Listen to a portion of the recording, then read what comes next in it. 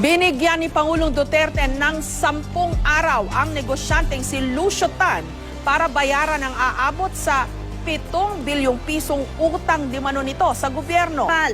Kung hindi raw magbabayad ng PAL, ipasasara raw ang NAIA Terminal 2 na eksklusibong ginagamit ng flag carrier. We'll give you 10 days. Bayaran mo. Pag bayaran mo, sirahan ko. Wala nang airport. Sukat.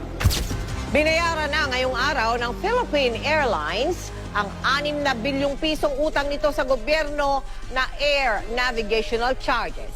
Ang sinisingil ng Maynilad ang gobyerno na mahigit 3 bilyong pisong kabayaran daw sa nawalang kita ng kumpanya matapos pigilan ng MWSS.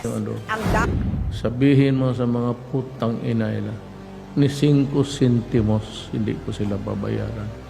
Bibirahin ko sila. Ipit-ipitin niyo ako ng kaso. Mangyari talaga ang hindi ninyo gusto. Kaya sabi ko, gusto ko makita itong mga putang inang mga bilyonaryo na ito sa loob ng prisuhan. Let us stop this business of milking the people. Ipapile ko to. Economic sabotage, and I will arrest them. Umatras sa paniningil ng bilyon-bilyong pisong danyo sa gobyerno ang Manila Water at Maynilad. 7.4 billion. Opo sir, susunod po kami sa kagustuhan ng gobyerno at ng pamahalaan at ng Pangulo po. Sang-ayon po kami sa direktiba ng Presidente, sa kagustuhan ng Presidente.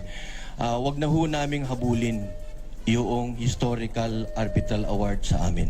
Para magka